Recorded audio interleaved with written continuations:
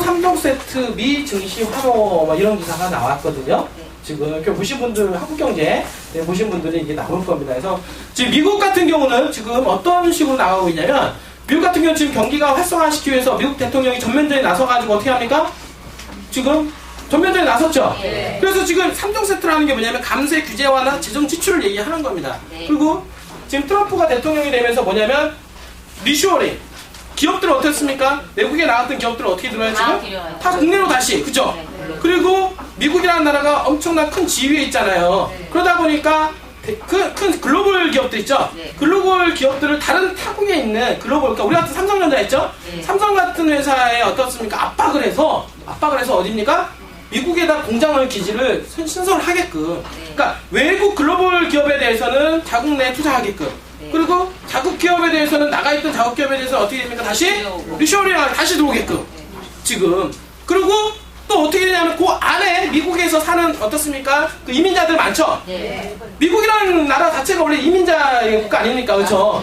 그 이민자 중에서 불법으로 체류하는 사람들 있죠? 네. 불법으로 체류하는 사람들 다 솎아내고 있죠? 네. 다 지금 솎아내고 있어요. 왜 그러냐면 일자리가 없다. 일자리가. 그 사람들이 들어와서 일자리를 다 가져가니까 일자리가 없다. 그러니까 뭐냐면 일자리를 일단 만들고 어떻게 나갔던 기업들 불러들이고 그 외국의 글로벌 그 회사를 어떻게 됩니까? 우리의 그 나라의 자국에 유치시키고 왜? 압박을 주는 거예요. 어떤 압박을 주냐면 지금 현재 우리나라도 삼성 같은 경우도 미국에 많이 가 있죠? 네. 미국에 가 있기 때문에 어떻습니까? 거기서 이제 콜가 껴있잖아 이제는. 네. 그러니까 니네들 다시 더 투자 안 하면 어떻게 됩니까? 문제 주겠다. 너네 압박 주겠다. 그러면은 겁이 나니까 어떻게 돼요? 또 투자가 이루어지게 되는 거죠. 그러니까 그런 식으로 어떻게 되냐면 외국계 기업들을 자꾸 끌어들이고 자국 내 기업을 다시 들어오게끔 하고 그 다음에 어떻습니까? 그렇게 되면 일자리가 만들어져요? 안 만들어져요? 만들어지죠. 그리고 나서 어떻습니까? 있는 사람들조차도 불법 이민자들, 불법 체류자들 어떻게 다 솎아내고 그러면은 현재 있는 사람들이 일자리가 많이 나오겠죠. 네. 그럼 일자리가 많이 창출될 거 아니에요. 사실은. 이게 지금 보호무역주의고 현재 미국에서 현재 진행하고 있는 겁니다. 실질적으로. 근데 그러면서 현재 미국에서 추구하던 자유민주주의, 이게 자유무역주의 이거에서 이제는 반대로 가고 있는, 역으로 가고 있다 보니까 자꾸 이제 문제점이 생기기 시작을 하긴 하겠지만 결국에는 키를 선장이 누굽니까? 대통령 아니에요. 맞죠? 대통령이 결국에는 이거는 배가 선장이 어떻습니까? 키를 갖다가 이렇게 돌리면 배가 이렇게 가고 이렇게 돌리면 이렇게 가겠죠. 가겠지만은 결국에는 문제는 부딪히지만 결국에는 선장이 움직이는 대로 방향 키대로 가긴 갈 거라는 얘기예요. 결국에는. 그러니까 뭐라고 나오냐? 거기에다가 어떻게 됩니까? 기업인들을 엄청나게 어떻습니까? 환송을 해주고 기업도 일할 수 있게끔 완전 적극적으로 밀어줍니다. 그래서 기업도 일할 수 있게끔 지금 보면은 감세 있잖아요. 세금을 낮춰주고 법인세 낮춰주고 그 다음에 규제를 완화시켜줌으로 해서 누구나 다 들어와라. 우리 미국에 다 들어와라. 그 다음에 재정지출을 확대를 시켜서 재정지출은 뭘 확대시킵니까? 기간시설, 산업시설 있죠? 도로망 있죠? 도로망을 까겠다 이거. 도로망, 철도망 이런 것들을 기간 인프라를 갖다가 미국에서 까겠다 이거야. 그러니까 이런 걸 갖다가 어디 하면 재정지출을 하는 거야. 그러니까 재정지출을 해줄 테니 얘네들 들어와라. 이분들 얼마나 지금 재정지출하고 세금도 감면해주고 거기다가 규제까지 완화시켜주니까 어떻게 됩니까? 지금 다들 난리는 거. 그러니까 뭐라고 하냐면 야성적 충동이 부활하고 있다. 기사가 이게 야성적 충동이 부활하고 있다. 한쪽에서는 아직도 펀더멘탈에 아직도 약하다. 더 올라갈 거다. 이 다우지수가. 어떤 한쪽에서는 거품이 있다라고 논쟁을 하긴 하겠지만 결국에는 어떻게 되냐면 올라갈 거다라고 하는 기대심리가 크다는 얘기예요. 이런 걸로 인해서. 맞죠? 네. 이렇게 하는데 우리나라는 어떻습니까? 현실적으로. 어떻게 하면은 어떻게 기업들 일 못하게끔 막고 규제를 해가지고 뭔가 이렇게 딱 나오면은 규제를 갖다 만들어가지고 기업 환경을 못하게 만들고 또 어떻게 되니까 법인세를 자꾸 올려가지고 돈을 더 걷어들이려고 하고 규제는 규제대로 만들고 우리나라 기업들이요. 우리나라에서 대기업들이나 중소기업들이나 다 똑같이 얘기합니다. 우리나라에서는 일 못해 먹겠대요. 일 못해 먹겠대요. 뭔가 좀 하려고 그러면 규제가 많고 뭔가 하려고 그러면 자꾸 문제가 생기고 압박을 주고 보세요 지금.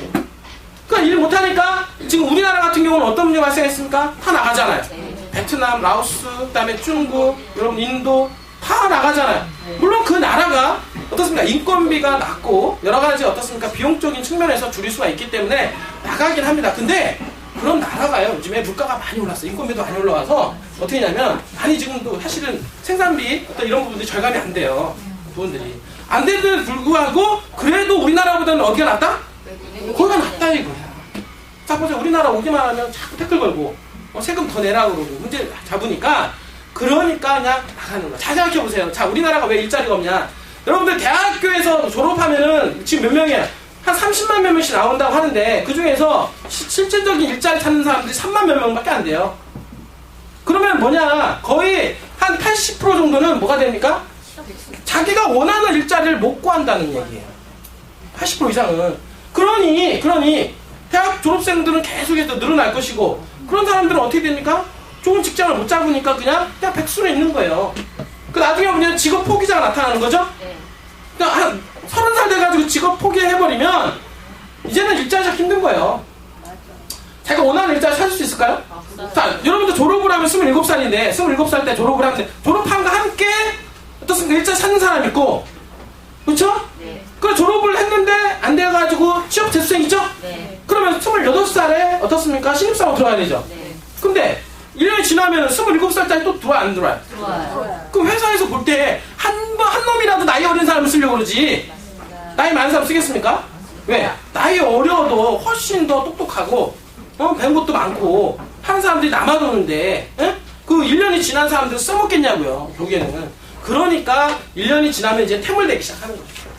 자 2년 정도 지났잖아요. 2년 지나면은 뭐가 되냐면 아무리 서울대 나오는데 연대 나와도 다 쓸모가 없어요. 타자게 여러분들이 자, 배우는 게 우리가 지금 공부해서 배워서 연고대 가고 스카이대 나가고 하는 이유가 뭡니까?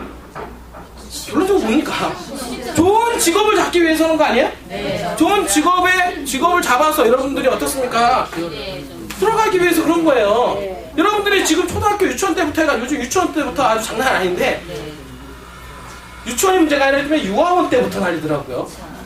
유아원 때부터 2살, 3살짜리부터 그때부터 해가지고 유치원, 초등교육 받고 고등교육, 대학교 과정을 딱 밟았는데 그 목표가 뭡니까? 수능 시험 밟아가지고 대학교 좋은 대학교 들어가고 좋은 대학교 들어가서 뭡니까? 여기는 좋은 직장을 잡으려고 하는데 우리나라에 좋은 직장이 있냐 이거야.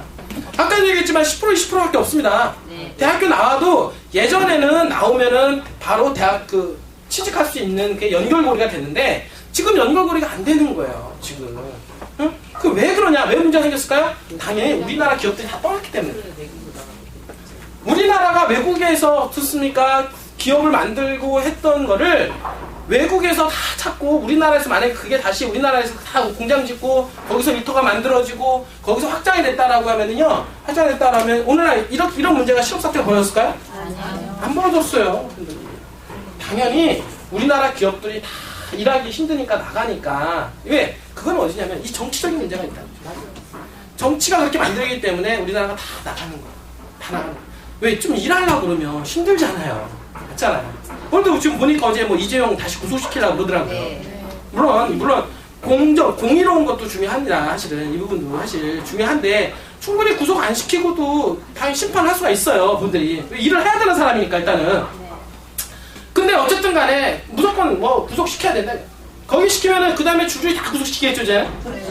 왜냐면 여기 시켰는데 여기는 안 시키면 말이 안 되잖아요. 다 시켜야지. 그러니까 기업도 우리 오너들은 다 가야 돼. 내가 보기에는 다 들어앉혀 살아야 돼. 일단은. 지금 제가 보는 거는 여러분들이 이 경영자 있잖아요. 최고의 수장이 이 공석이 생겨버리면 어떤 문제가 생기냐면 그 회사 기업에 문제가 생기기 시작합니다. 왜냐면 최종적이고 결단을 할 때 이게 되게 필요하거든요. 결단을 할 때 있는 거와 없는 거는 엄청난 차이가 있어요. 이분들이. 근데 그 결단이 그게 바로 이 회사의 운명을 갈릴 때가 많거든요.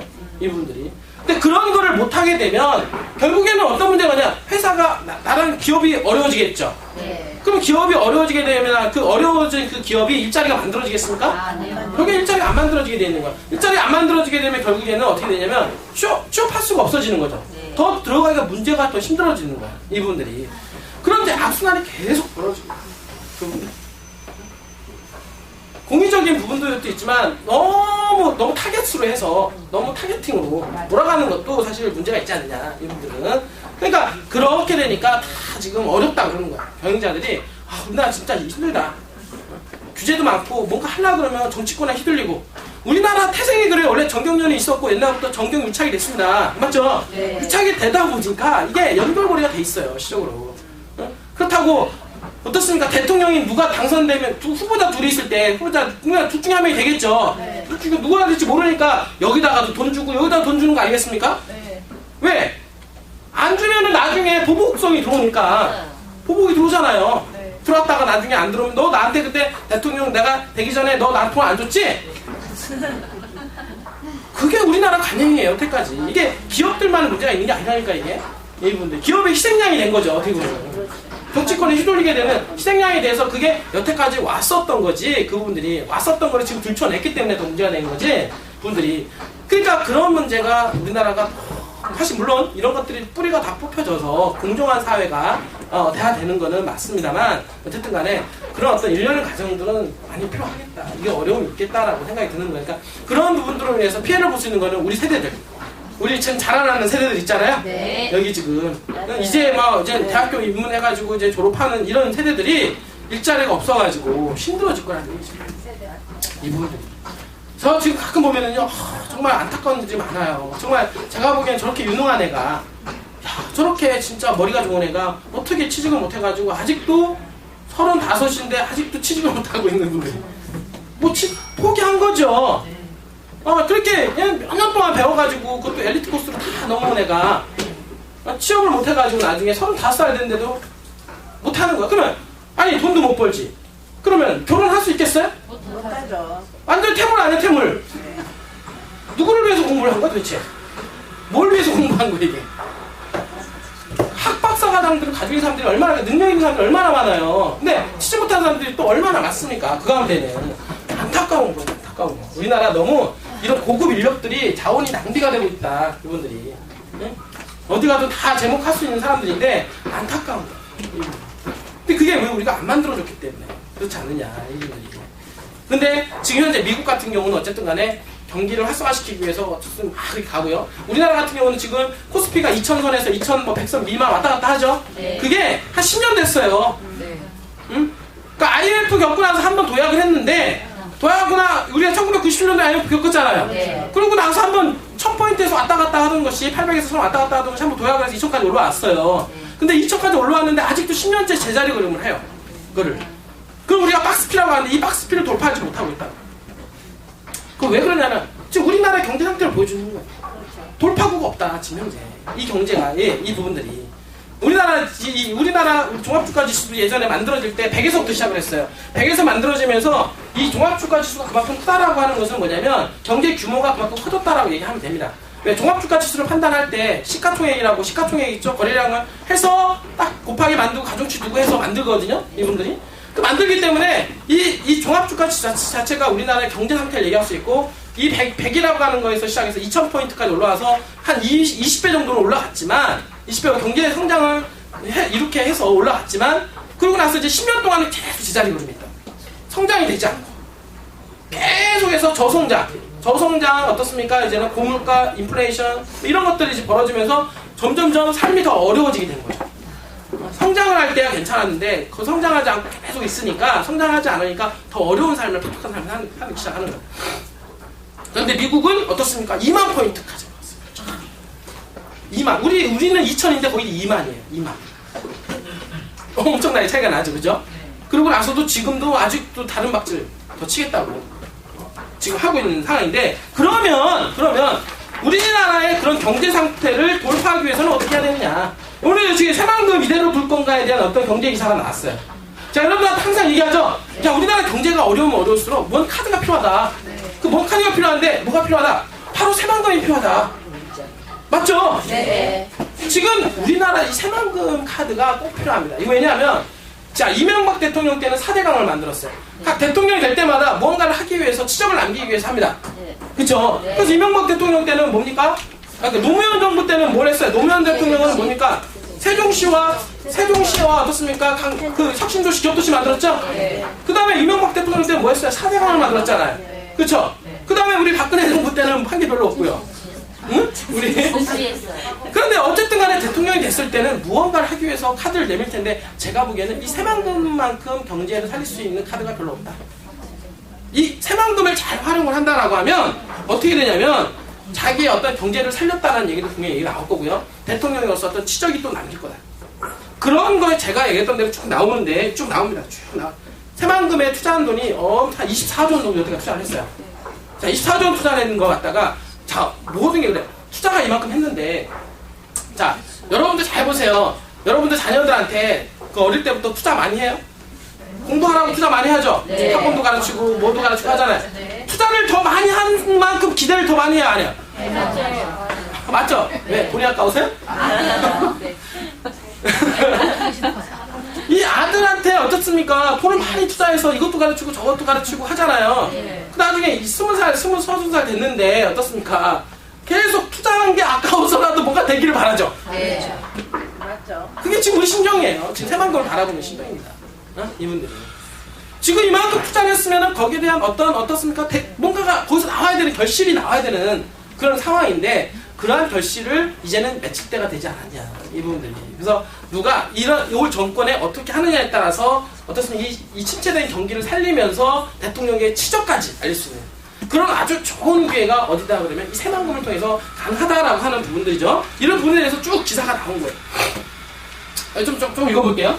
지금 현재 대선 후보들의 경제 공약이 공허하다. 손에 딱 잡히지 않는다. 그런데 이것 하나만 잘 해결해도 역사의 경제 대통령으로 기록될 귀중한 전산이다. 그 멘트 앞에. 네, 그렇죠. 제가 항상 얘기했던 말인데 네. 뭡니까? 여기서 딱 나오잖아. 이거 하나만 잘 해결해도 역사의 경제 대통령으로 기록될 귀중한 자산이다. 그러고 나서 한 말이 뭐냐면 그게 바로 새만금이다 딱 나와요. 네. 뒤에 사장님 말씀. 새만금이다 딱 나옵니다. 제가 봐도 그래요. 이번 정권은 바로 새만금에 집중해야 됩니다. 그러면 그러한 새만금을 제가 그래서 자꾸 그러는 겁니다. 새만금이 계속해서 달리기 위해서, 비상하기 위해서 지금까지 달려온 거예요. 그렇지만 달려왔지만 뜨진 않았기 때문에 사람들 눈앞에는 그렇게 표가 안 나온 거죠. 네. 그렇지만 이제는 비행기도 어떻습니까? 나를 시점이 있다는 거예요.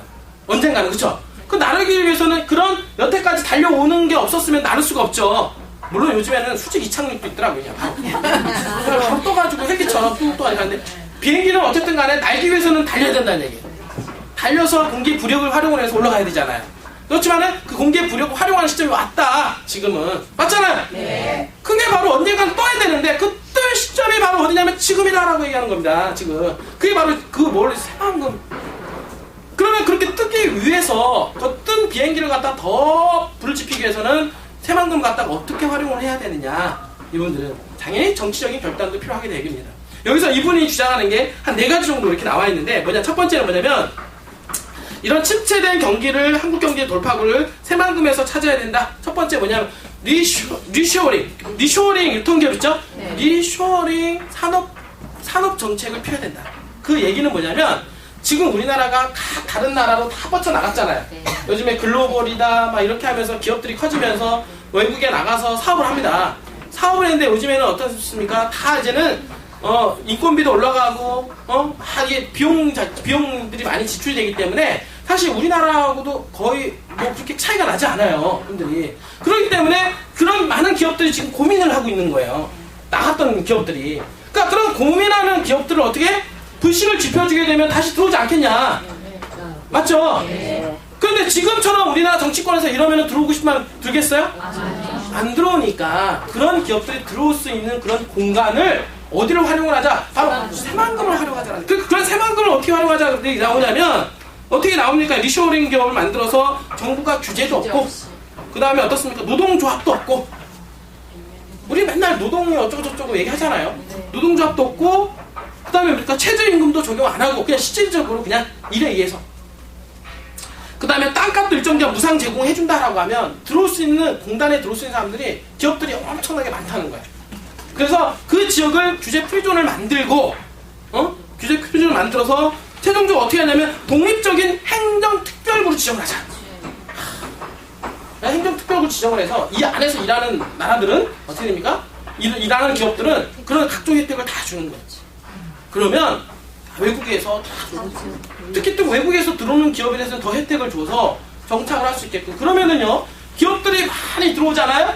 기업들이 들어오면 이렇게 만들어주면 규제 프리존 각 나라 경제 특구를 만들면 다른 나라에서도 기업 유치가 됩니다. 다른 나라에서도 기업 유치하고 그리고 나갔던 기업들도 유치하게 되면 결국에 뭐가 만들어지냐? 일자리가 나오죠. 네. 그러면 일자리가 창출되기 때문에 우리 지금 남아도는 인력 갖다 쓰면 되는 거예요, 이제는. 네. 이 부분들이. 충분히 가능한 일이에요. 이거는 정치적으로 조금만 해법만 찾으면 충분히 가능합니다. 그러니까 여야 서로 어떻습니까? 자기 어떤 정당과 정파의 어떤 이익을 떠나서 각 지역의 정파 이익을 떠나서 이분들은 정치인들이 정말 하나가 돼가지고 이거는 진짜 아이디어를 내가지고 좀 만들어야 되는 시점이 오지 않았냐 이분들이. 그러니까 우리나라는 뭐가 안 됩니까? 뭘 좀 하려고 그러면 환경단체 와가지고 환경이 파괴되느니 어쩌고저쩌고 얘기하고 그쵸? 네. 뭘 좀 하려고 그러면은 어떻습니까? 그쪽만 이권 준다 그러고 난리고 그렇잖아요. 네. 왜 거기만 주느냐 이거 아니야. 그러니까 그것도 못하게 하고 그러니까 이래도 못하게 하고 저래도 못하게 하고 그러니까 이게 일할 맛이 납니까 이게? 못하니까 해라 모르겠다 떠나버리는 거야. 왜 해라 모르겠다. 그런 문제. 그래서 그렇게 규제 풀이를 하고 세금에 대한 부분들을 완화시켜주고 하면 기업들이 많이 들어와서 새만금이 훨씬 더 활성화가 될 거다라고 하는 거고요. 그 다음에 이제 두 번째 얘가 나오는 게 지금 복합 관광 리조트죠? 네. 지금 그 안에 지금 새만금의 어떤 복합 관광 리조트 안에 뭐 카지노 얘기가 나오잖아요? 지금 우리나라는 너무 이 카지노에 대해서 있잖아요. 너무 민감해요. 그냥 사행성 산업이다. 무슨 카지노 하는 사람, 도박하는 사람도 죽일 놈이야. 이 부분들이. 그렇게 인식이 되어버렸어요. 이 부분들이. 그러다 보니까 어떻습니까? 이 복합 리조트다라고 하면 그게 카지노라는 게 꼭 결부가 되어버려요. 우리나라 사람 생각하는 이 머릿속에는 카지노라는 게 들어가 버렸기 때문에 그게 문제가 생깁니다. 응? 우리나라 카지노 사업이 안 들어오면 안 된다. 근데 그거 내면에는 뭐가 있습니까? 이권이 개입이 돼 있죠. 지금 보면은 강원도에 보면은 정선에 가보면은 강원랜드가 있어요. 그죠? 강원랜드는 어떻습니까? 그 폐광촌의 어떤 경기를 살리기 위해서 특별법을 제정을 해서 어떻습니까? 강원도 지금 카지노에 대한 법안을 만들어서 강원랜드가 만들어졌죠? 네. 내국인 카지노가 만들어진 거예요. 국내 유일하게. 네? 그러니까 특별법을 통해서 이 내국인 카지노가 만들어졌기 때문에 거기가 어딥니까? 강원도 여기 정선 그 강원랜드란 말이에요. 분들이. 그러니까 강원랜드는 어떻습니까? 강원도에 있고 강원도의 경기를 살릴 수 있는 유일한 수단이죠. 또 어떻게 보면은. 물론 그들한테는 새로운 오픈 카지노가 생기는 것, 내국인 카지노가 들어오는 것에 대해서 반대할 수가 있어요. 이분들이. 근데 혹시 여러분들 혹시 강원랜드 가보셨나요? 가보신 분도 있어요? 들어갈 때 입장권이 얼마든가요? 문자가 모르겠는데 들어가 봤어요? 입장료가 옛날에 저도 가봤는데 5,000원인가 였더라고요. 들어가려면은 주민등록 보여주고 5,000원이면 들어가요. 그분들이. 그래서 그러면은 자, 그 싱가포르 같은 경우는 지금 현재 그 만레 샌지베이 호텔에 뭐가 있습니까? 카지노가 있죠. 네. 그러면 그 호텔 카지노도 뭐냐면 오픈 카지노예요. 내국인들 들어온단 말이에요. 그 내국인들 들어오는데 뭐냐면 우리나라는 5,000원인데 거기는 어떻게 한 사람 들어올 때 10만 원씩 나요. 자, 그러면은 내국인들이 자 카지노 하기 들어갈 때 돈 없는 사람들이 들어가기 쉽습니까? 아니요. 어렵다는 거예요. 그런 뭐냐면 근데 리조트를 만들기 위한 수단으로서는 정말 좋다는 얘기예요. 이거 가지고. 자, 우리나라도 마찬가지입니다. 이게 말이 맞는 거야. 그러니까 우리나라 이 새만금을 관광을 활성화시키기 위해서는 뭔가 정치적인 해법을 찾아야 되는데 결단이 필요한데 강원랜드처럼 어떻습니까? 5,000원이 아니라 이거를 올리더라도 어떻습니까? 그럼 올리면 어떻게 되느냐? 결국에는 우리나라 보면은 이 우리나라도 이 카지노 좋아하시는 분들 많아요. 돈 있는 사람 중에서 다 어디로 갑니까? 다 외국으로 가요. 다 외국으로 한단 말이에요. 근데 그 사람들한테는 들어갈 때 10만 원 입장권이 많아 보일까요? 아니요. 아니죠. 그러니까 그런 사람들은 적어도 외국에 나가서 돈 쓰는 사람들은 어디 새만금 유치가 가능하겠죠. 결국에는 돈 없는 사람들이 뭐 조금 10만 원, 20만 원짜리 써봐야 그 아무 의미가 없어요. 돈 있는 사람들이 1억, 2억, 3억씩 배팅을 해줘야 그 경기가 돌아가는 거 아니겠어요? 네. 결국에는 뭐냐면 돈 있는 사람들이 와서 배팅할 수 있고 그리고 우리가 문제를 삼는 거는 뭐냐면 카지노의 서민들 있잖아요. 서민들이 어떻습니까? 그러지 않아도 사기 힘든데 거기 가서 카지노 중독자가 될까봐. 물론 그거는 제가 보기에는 좀 많이 좀 오해가 있어요. 근데 그분들은 그렇게 해서 법안을 갖다가 만들어 놓으면 우리나라 그러지 않아도 그렇게 만약에 한다라고 하면 만레산지라는 미국에서 어떻습니까? 그 라스베가스 자금이 들어올 확률이 상당히 높다니까요. 지금 투자하려고 하는 게 단위가 틀리잖아요. 조단위잖아요. 조단위를 투자를 하겠다 이거. 조단위 투자를 이분들이. 그러면 이런 부분들을 통해서 어떻습니까? 카지노 산업은 그냥 리조트 산업의 일부분이고 그게 어떻습니까? 촉매제 역할을 해가지고 어떻게 됩니까? 리조트를 활성화시키고 만들고 또 그게 또 만들어지다 보면 또 어떻습니까? 옆에 또 다른 것들이 만들어질 거 아니에요. 어떻게 보면 총괄 역할을 할 수 있는 건 맞다. 이분들이. 그래서 그런 부분들이 정치적인 어떤 해법을 찾아서 결단을 좀 해야 되지 않겠느냐. 이분들이. 그러니까 이런 부분들은 점점점 우리나라가 경기가 어려워지면 어려워질수록 뭔가 필요하다라고 하는 절실한 부분이 들 때일수록 점점점 새만금에 대한 구원 투수 역할을 발휘할 겁니다. 맞죠? 네. 그러니까 우리나라 쫄쫄 더 굴러봐야 알아요. 한마디로 말해서. 그래 봐야 새만금이 절실하다라고 하는 것을 더 느끼기 시작합니다. 맞아요. 이분들이. 맞아요. 그렇게 될 때 그때서야 어떻습니까? 이제는 그때서야 뭐 이렇게 막 하려고 이제는. 벌써 한 템포가 됐다는 거예요. 템포가.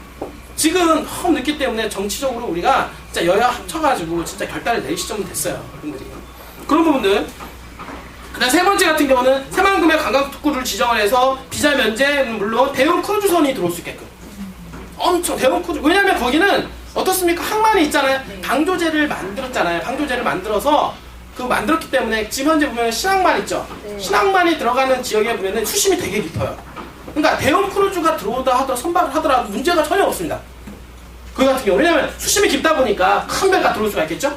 분들이. 그러니까 그런 큰 배가 들어올 수 있게끔 어떻습니까? 좀 더 활성화할 수 있는 뭔가를 제시를 해야 되고, 그러니까 관광 쪽으로는 복합 리조트와 그다음에 크루즈, 맞죠? 예. 그다음에 산업 쪽으로는 보면은 리쇼어링, 그러니까 국내 기업, 외국에 나왔던 기업들이 다시 들어올 수 있게끔, 맞죠? 네. 그다음에 또 뭐가 있냐면 4차 혁명을 통해서 4차 혁명 있죠?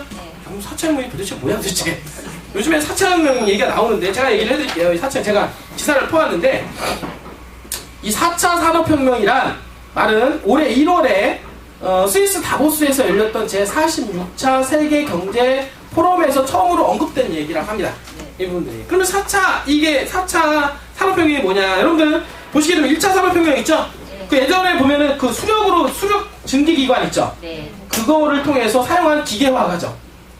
그렇게 해서 경기가 살아났고 그런 과정들을 1차 산업혁명이라고 그러고 2차 산업혁명은 뭐냐면 그 다음에 전기에너지 사용. 전기에너지 사용을 해서 대량 생산체제가 건설된 거예요. 2차 산업혁명이라고 합니다. 그러면 이제 3차 산업혁명은 뭐냐면 컴퓨터와 정보기술의 접목. 옛날에 보면은 막 3차 산업이 있을 때 뭐냐면 컴퓨터를 통해서 기계화 됐잖아요. 네. 컴퓨터가 어떻으면 사람을 대체로 해서 기계를 만들고 생산했죠. 네. 그게 컴퓨터를 활용을 해서 그게 바로 3차 혁명 시대인데. 근데 지금은 어떻습니까? 지금은 이 기계가 말을 해요, 안 해요? 근데 AI 시대, 그쵸? 네. 인공지능 시대. 네? 그리고 어떻습니까? 사물과 사물이 연결되어 있는 시대. 뭘 통해서? 네트워크를 통해서. 네. 이런 시대를 활용을 해서 어떻습니까? 산업군들이 만들어지게 되는데 그런 게 바로 4차 산업혁명입니다. 그 부분들이. 그러니까 기본적으로 보니까 이 ICT를 기반으로 합니다. ICT는 뭐냐면 인포메이션 앤드 뭡니까? IC가 뭐예요? 커뮤니케이션, 테크놀로지. 그래서 정보와 어떻습니까? 통신, 커뮤니케이션, 그러니까 정보 통신 기술을 결합을 해서 그걸 산업으로 연결시키는 거. 이렇게 예를 들어서 사물 인터넷이라든지 사물끼리 어떻습니까? 통신 네트워크를 통해서 연결이 다 가능하잖아요. 그래서 그 인공지능 시대라든지 이런 것들이 어떻게 되냐면 앞으로 도래해서 이러한 산업들을 이끌어갈 수 있는 주체가 된다. 이런 것들을 어떻게 되냐면 이 새만금에다가 집어넣어요. 앞으로 우리나라의 대한민국 먹여 살려야 되기 때문에. 그러니까 이런 아까 얘기했던 4차 산업혁명을 시대를 열어야 된다. 어디? 새만금에서. 맞죠? 네. 그 다음에 기업들은 리쇼어링 기업들. 그러니까 내국인 기업 중에서 다시 외국에 나갔던 기업들 들여와야 된다. 그 다음에 또 뭡니까? 오픈 카지노라든지 이런 걸 통해서 법을 제정을 해서 특별법 제정을 해서 리조트 사업을 활성화시켜야 된다. 관광 쪽으로. 그죠? 또 하나는 뭐냐? 대형 크루즈선을 선박을 시켜가지고 관광을 활성화시켜야 된다. 그러니까 이렇게 만약에 구도를 잡고 새만금을 개발한다라고 하면 제가 보기에는 10년, 20년 두고 본다라고 하면 대한민국을 한 번 더 도약할 수 있는 그렇게 되지 않겠냐 생각을 합니다. 맞죠? 네. 지금 그렇게 되기 위해서 결국에는 그렇게 될 거예요. 결국에는 종점은 그렇게 될 겁니다. 뭔지 알겠어요? 네. 근데 지금 더디 가는 거는 정치권 문제가 해결이 안 되기 때문에 그래요. 맞습니다. 근데 그런 문제가 나중에 해결이 되면서 결국에는 뭐 때문에 투자한 돈이 아까워서라도 여러분들 자녀한테 내가 투자한 금액이 아까워서라도 잘 되기를 바라는 것처럼 우리 또한 마찬가지로 새만금에 투자한 돈이 아까워서라도 새만금이 잘 되기를 바라면서 정치권들의 행보는 그렇게 이루어질 거다. 맞습니다. 맞죠? 네. 그렇기 때문에 새만금은 앞으로 뜰 수밖에 없다라고 하는 것을 여러분들이 좀 이해를 하셔야 되지 않겠냐. 여러분들. 알겠죠? 네. 그렇게 됐을 때 자꾸 뭐 특별시에 대한 얘기, 뭐 특별구역을 지정하자 이런 얘기가 나오는 이유가 바로 그런 이유가 있는 겁니다. 그렇게 됐을 경우에 내가 땅을 미리 거기다가 가지고 있다라고 했을 때 예? 네. 땅을 가지고 있고 어떻습니까? 사전 정보를 통해서 가지고 있고 그런 것들이 현실화가 됐을 때 나도 거기에 편승을 해서 꿈을 그릴 수 있는 여러분들이 될 수 있지 않겠냐. 맞죠? 네. 여러분들도 꿈을 그릴 수 있습니다. 어디를 통해서 새만금이 가능하게 해줄 겁니다.